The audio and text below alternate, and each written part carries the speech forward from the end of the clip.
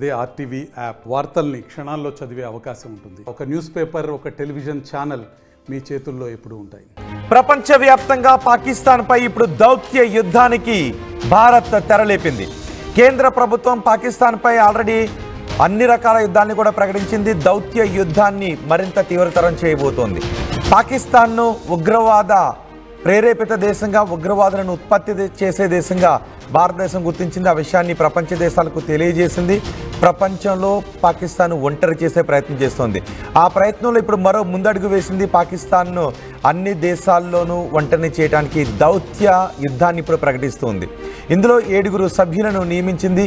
ప్రపంచ దేశాల్లో ఉన్న అధినేతలను కలిశారు. ప్రపంచ దేశాల్లో ఈ 7 బృందం వెళ్ళి పాకిస్తాన్ చేసే విషయాలు, పాకిస్తాన్ ఏ విధంగా ఉగ్రవాదులను పెంచి పోషిస్తుందనే విషయాన్ని ప్రపంచవ్యాప్తంగా తెలియజేస్తారు. ఇందులో ఎంఐఎం అధినేత అసదుద్దీన్ ఓవైసీకి షాక్ ఇచ్చింది కేంద్రం. ఈ బృందంలో అసదుద్దీన్ ఓవైసీ కూడా ఉంటారు, అసదుద్దీన్ ఓవైసీ కూడా స్థానాన్ని కల్పిస్తారు అని ప్రచారం జరిగింది. కానీ ఆ లిస్టును వెల్లడించింది. 7 సభ్యులతో ఈ లిస్టును రిలీజ్ చేసింది. కానీ ఇందులో ఎక్కడ అసదుద్దీన్ ఓవైసీ పేరు లేదు. ఎంఐఎం ప్రతినిధులకు ఎవరికి కూడా ఇందులో చోటు కల్పించలేదు. విదేశాలకు 7 అఖిలపక్ష ఎంపీల బృందం వెళుతుంది. ఫైనల్ లిస్టులో ఎక్కడ ఓవైసీ పేరు కనిపించలేదు. ఎంఐఎం ప్రతినిధుల ఎంఐఎం పార్టీ నుంచి ఎవరికి అవకాశాన్ని కల్పించలేదు. నిన్నటి వరకు ఓవైసీ అధ్యక్షతన ఎంపీల టీం ఏర్పాటు చేస్తున్నారు అంటూ ప్రచారం జరిగింది. లిస్టులో మాత్రం కేవలం 7 సభ్యుల పేర్లే ఉన్నాయి. అందులో శశి థరూర్, కాంగ్రెస్ పార్టీ నుంచి శశి థరూర్ పేరు ఇందులో కనిపిస్తోంది. ఈ మధ్య శశి థరూర్ కేంద్ర ప్రభుత్వం పాకిస్తాన్పై తీసుకున్న చర్యల విషయంలో కేంద్రాన్ని ఆయన ప్రశంసించారు, బీజేపీని ప్రశంసించారు శశి థరూర్. ఇప్పుడు ఈ బృందంలో శశి థరూర్కి స్థానాన్ని కల్పించారు. అంతేకాదు ఇంకా ఏ పార్టీల నుంచి ఎవరెవరికి స్థానాన్ని కల్పించారనే విషయాన్ని కూడా నేను ఇప్పుడు చెప్పబోతున్నాను. రవిశంకర్ ప్రసాద్, బీజేపీ నుంచి రవిశంకర్ ప్రసాద్కి స్థానాన్ని కల్పించారు. ఇక సంజయ్ కుమార్ జేడీయూ నుంచి సంజయ్ కుమార్కి స్థానాన్ని కల్పించారు. డిఎంకే నుంచి కనిమొళికి స్థానాన్ని కల్పించారు. అలాగే ఎన్సీపీ నుంచి సుప్రియ ఈ టీంలో ఉన్నారు. ఏక్నాథ్ షిండే, శివసేన నుంచి ఏక్నాథ్ షిండే కూడా ఇందులో ఉన్నారు.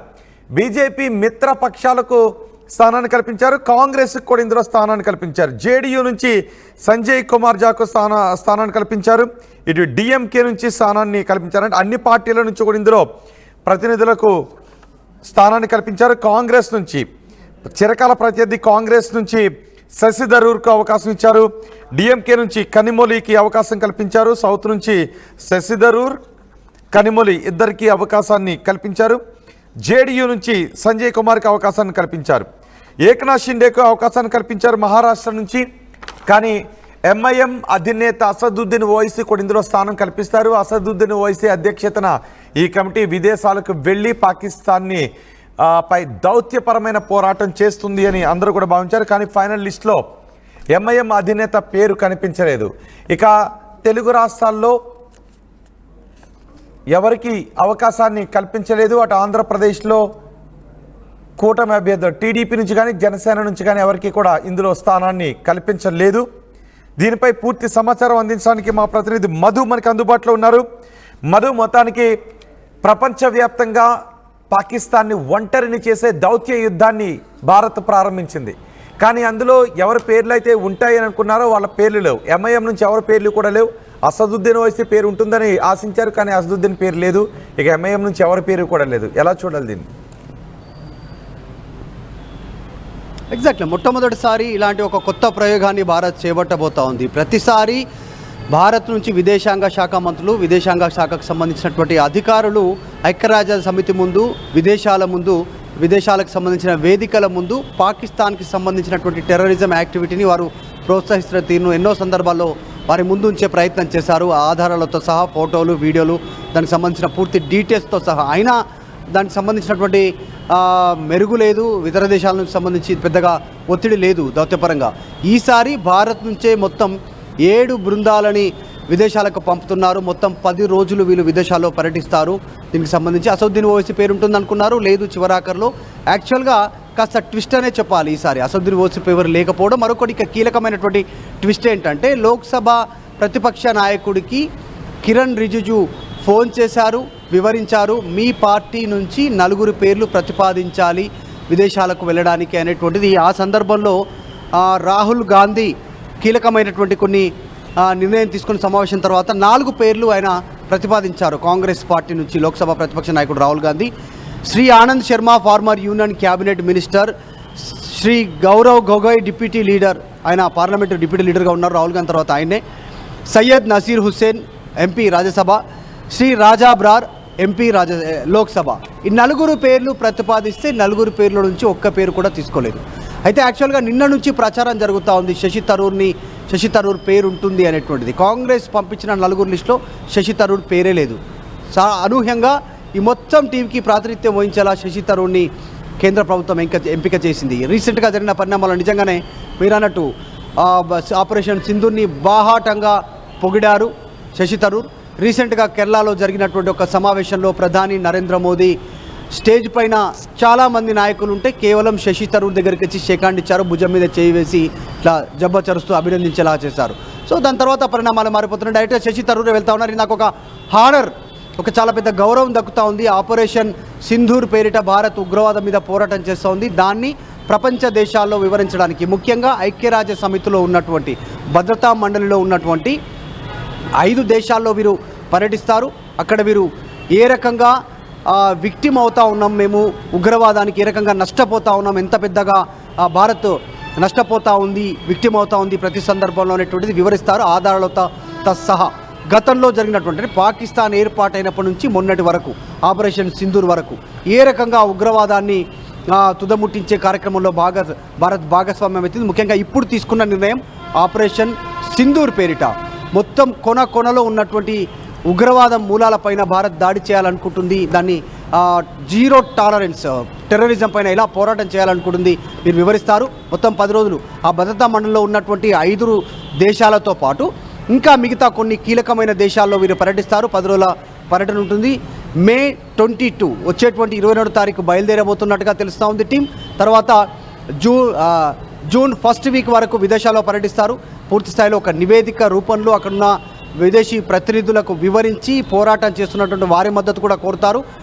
టెర్రరిజానికి సంబంధించిన విషయంలో వారు కూడా కఠిన వైఖరి తీసుకునేలా, భారత్కు మద్దతు తెలిపేలా, పాకిస్తాన్ను దోషిగా నిలబెట్టేలా ఈ అన్ని అంశాలను వివరించనున్నారు. సో మొత్తం టీంలో కాస్త ఈసారి ట్విస్ట్ అనాలి.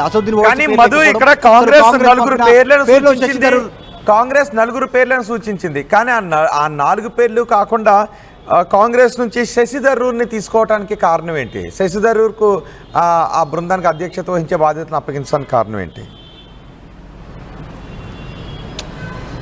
మేబీ ఇది ఒక రకమైనటువంటి దౌత్యపరమైనటువంటి కాంగ్రెస్ నుంచి ఆయన 4 పేర్లు ప్రతిపాదన చేయమన్నారు. శశి థరూర్ కూడా ఆయన మొదటి నుంచి కాస్త ఈ మధ్యకాలంలో భారత్ తీసుకుంటున్నటువంటి నిర్ణయాలకు మద్దతు పలుకుతున్నారు. భారత ఆర్మీ చేపట్టినటువంటి ఆపరేషన్ సింధూర్ని ప్రశంసిస్తూ ఉన్నారు. ముఖ్యంగా టెర్రరిజానికి సంబంధించిన విషయంలో భారత్ వైఖరి జీరో టాలరెన్స్ విషయంలో భారత్ ఏ రకంగా ముందుకు వెళ్తూ ఉంది. టెర్రరిజం యాక్టివిటీ విషయంలో పాకిస్తాన్ విషయంలో అందులో భాగంగా ఆయన సెలెక్ట్ చేసినట్టుగా తెలుస్తుంది. కాకపోతే నిన్న నుంచి ప్రచారం ఉంది రోహిత్ శశి థరూర్ని ఈ మొత్తం టీంకి 7 టీమ్స్కి ఆయనను బాధ్యత వహించనున్నారు, ఆయనే లీడ్ చేస్తారు అనేటువంటి చర్చ జరిగింది.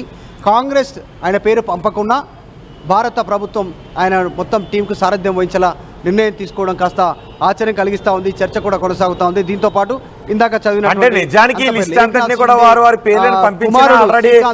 ఎవరిని పంపాలి అనే విషయంపై బీజేపీ ముందే ఫిక్స్ అయ్యి లిస్ట్ రెడీ చేసుకున్న తర్వాత పార్టీలను అడిగింది అనుకోవాలా? అంటే అలా చెప్పలేము, అలా చెప్పడానికి కూడా లేదు. మొత్తం టీంను సారథ్యం వహించడానికి శశి థరూర్ సారథ్యం వహిస్తారు. ఇందాక చెప్పినట్టుగా మహారాష్ట్ర నుంచి కూడా ఏక్నాథ్ షిండే కుమారుడు శ్రీకాంత్ షిండే ఎంపీ, ఆయన కూడా ఈ పర్యటనలో ఉన్నట్టుగా తెలుస్తూ ఉంది. మరి తమిళనాడులో డిఎంకే పార్టీ నుంచి కనిమొలి ఉన్నారు, సుప్రియా సూలే ఎన్సీపీ నుంచి ఉన్నారు, శరద్ పవార్ కూతురు, ఇలా అందరి పేర్లు, సంజయ్ కుమార్ జేడీ నుంచి ఉన్నారు, జయంత్ పాండే బీజేపీ నుంచి ఉన్నారు, రవిశంకర్ ప్రసాద్, ఇలా మొత్తం లిస్టులో వీళ్ళంతా దాదాపు 10 రోజుల టూర్లో భాగంగా పోతా ఉన్నారు. కాకపోతే భారత్ తీసుకున్నటువంటి ఇనిషియేటివ్ ఇది చాలా పెద్ద ఇనిషియేటివ్. గతంలో ఎప్పుడు ఇలాంటి మధు అంటే కరెక్టే, ఇది దౌత్యపరంగా పాకిస్తాన్ని ఒంటరి చేసేటువంటి పోరాటమే. అంటే 10 రోజుల్లో 5 దేశాలకు వెళ్తారు. ఏ దేశాలు వెళ్ళబోతున్నారు అనే విషయం ఒకటి క్లారిటీ రావాలి. 2 ఇందులో సర్ప్రైజింగ్ విషయాలు ఏంటి అంటే శశి థరూర్ని కాంగ్రెస్ సూచించినటువంటి 4 పేర్లని తీసుకోలేదు. పైగా ఎంఐఎం నుంచి అసదుద్దీన్ ఓవైసీని తీసుకుంటారు అని మొదటి నుంచి వార్తలు వచ్చాయి, కానీ అసలు ఎంఐఎం నుంచి ఎవరిని తీసుకోలేదు. సో ఈ రెండు విషయాలని ఎలా చూడాలి? ఎగ్జాక్ట్లీ అంటే అసదుద్దీన్ ఓవైసీ పేరు కూడా వినిపించింది. బారిస్టర్ తర్వాత రీసెంట్గా ఒక సమావేశంలో అసదుద్దీన్ ఓవైసీ మాట్లాడుతూ భారత్కు పూర్తిగా మద్దతు తెలుపుతూ ఆపరేషన్ సింధూర్కు పూర్తిగా మద్దతు తెలుపుతూ పాకిస్తాన్ను కార్నర్ చేస్తూ కామెంట్ చేస్తారు. కామెంట్ చేస్తూనే పాకిస్తాన్ ముర్దాబాద్, హిందుస్థాన్ జిందాబాద్ ఈ స్టేట్మెంట్ చేశారు. తర్వాత పాకిస్తాన్కి సంబంధించిన విషయంలో ఒక ఇస్లాం దేశం పేరిట ఇస్లాంను తప్పుదోవ పట్టించేలా ఉగ్రవాదాన్ని పెంచి పోషిస్తూ ఉంది. పాకిస్తాన్ ఉగ్రవాదాన్ని బూచిగా ముందు చూపెట్టి విదేశాల దగ్గర అడుక్కుంటుంది, డబ్బులు అడుక్కుంటుంది పాకిస్తాన్ అనేటువంటి స్టేట్మెంట్ అసదుద్దీన్ ఓవైసీ చేశాడు. ఆ నేపథ్యంలో అసదుద్దీన్ ఓవైసీ కూడా ఈ టీంలో ఉండే అవకాశం ఉందనేటువంటి చర్చ కొనసాగింది. ఆపరేషన్ సింధూర్ని ఆయన పూర్తిగా ప్రశంసించారు. ఉగ్రవాద మూలాలపైన భారత్ చేస్తున్న పోరాటాన్ని ప్రశంసించారు. అసలు ఒక రకంగా చెప్పాలంటే పాకిస్తాన్ని లేకుండా చూడాల్సినటువంటి బాధ్యత భారత ఆర్మీ పైన ఉందంటూ స్టేట్మెంట్ చేశారు. పీఓకేను భారత్ విలీనం చేసుకోవాలి, పీఓకేను పూర్తిగా స్వాధీనం చేసుకోవాలనేటువంటి స్టేట్మెంట్ కూడా చేశారు. ఉగ్రవాదానికి ఇస్లాంలో తావు లేదంటూ స్టేట్మెంట్ చేశారు. వారు గతంలో వివాదాస్పద వ్యాఖ్యలు చేశారు అక్బరుద్దీన్ ఓవైసీ, అసదుద్దీన్ ఓవైసీ. కానీ ఉగ్రవాదం విషయానికి వస్తే మాత్రం ఇక్కడ కాస్త భారత్కు మద్దతు తెలుపుతూ ఆపరేషన్ సింధూర్కు మద్దతు తెలుపుతూ స్టేట్మెంట్ చేయడంతో ఆయన పేరు ఉంటుంది అనుకున్నారు, కానీ లేనటువంటి సిచ్యువేషన్. తర్వాత శశి థరూర్ పేరు ఉంటుందని గత కొంతకాలంగా ప్రచారం జరుగుతూ ఉంది. ఈ మధ్య భారత్ తీసుకున్న నిర్ణయాలను ప్రశంసిస్తున్నారు. ఉగ్రవాదం పైన భారత్ చేస్తున్న పోరాటం, ముఖ్యంగా ఆపరేషన్ సింధు పేరిట మన ఆర్మీ, ఎయిర్ ఫోర్స్ కానీ, నేవీ కానీ, ఆర్మీ కానీ త్రివిధ దళాలు చేస్తున్నటువంటి పోరాటాన్ని ఆయన ప్రశంసించారు. ఆ నేపథ్యంలో ఆయన పేరు ఉంటుంది అనుకున్నారు. అందులో భాగంగానే పేరు లిస్టు ఫైనల్ చేస్తూ కేంద్ర ప్రభుత్వం విడుదల చేసినటువంటి పేర్ల ఫైనల్ లిస్టులో ఆయన పేరు కంక్లూడ్ చేస్తూ ఫైనల్ లిస్టు తయారు చేస్తూ ఇచ్చినటువంటి పరిస్థితి. రైట్, ఏ దేశాలు వెళ్ళబోతున్నారు ఇప్పుడు? 10 రోజుల వ్యవధిలో 5 దేశాలు.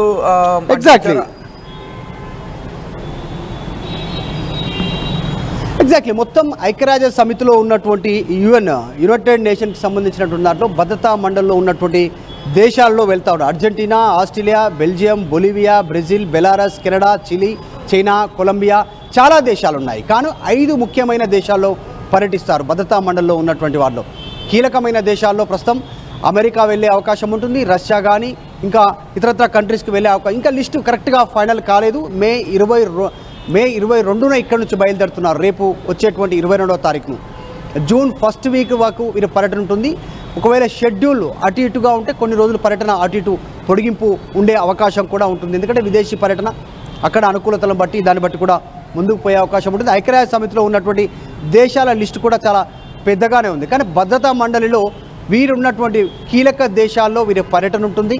వారికి ఆధారాలతో సహా గతంలో భారత్ సమర్పించినటువంటి డాక్యుమెంట్స్తో సహా రీసెంట్గా జరిగినటువంటి ఏదైతే సీజ్ ఫైర్ ఒప్పందాలకు సంబంధించినటువంటి విషయంలో కానీ పదే పాక్ కాల్పులకు పాటుపడుతున్నటువంటి విధానం, టెర్రరిస్టులను భారత్లో చొప్పించేలా చేస్తున్న కార్యక్రమాలు ఇవన్నీ ఆధారాలతో సహా బయటపెడతారు.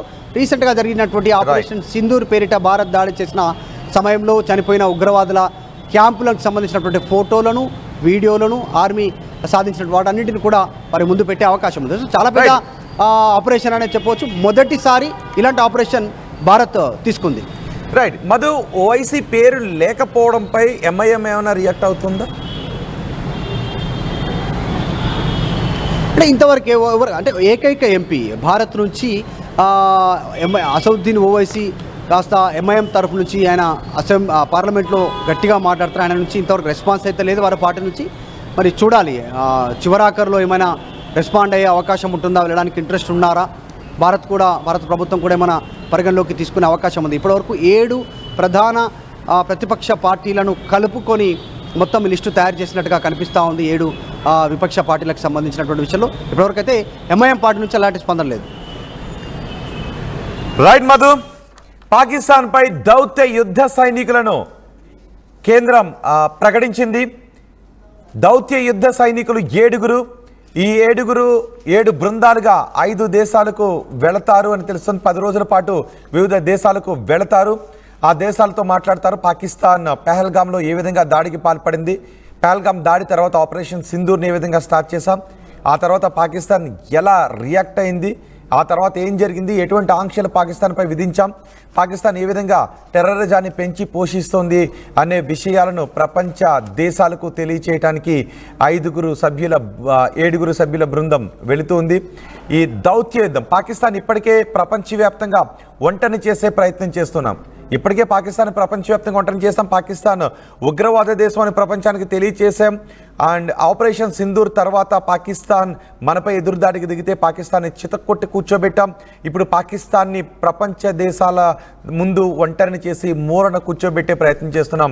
అందులో 7 సభ్యుల బృందాన్ని కేంద్రం వెల్లడించింది. అయితే ఇక్కడ ఎంఐఎం అధినేత అసదుద్దీన్ ఓవైసీ కూడా అవకాశాన్ని కల్పిస్తారంటూ పెద్ద ఎత్తున చర్చ జరిగాయి. కానీ ఎంఐఎం అధినేత అసదుద్దీన్ ఓవైసీ కానీ ఎంఐఎం పార్టీ నుంచి ఎవరికి కానీ ఈ బృందంలో అవకాశాన్ని కల్పించలేదు.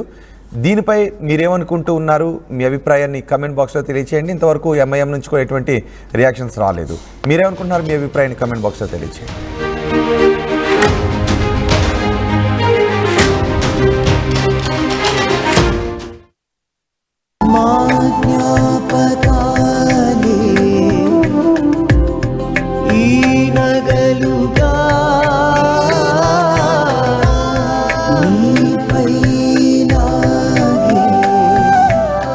గౌరవాన్ని అమ్మలా కాపాడుతుంది. Gokulam signature jewels. For latest updates on India Pakistan, download our TV Live app.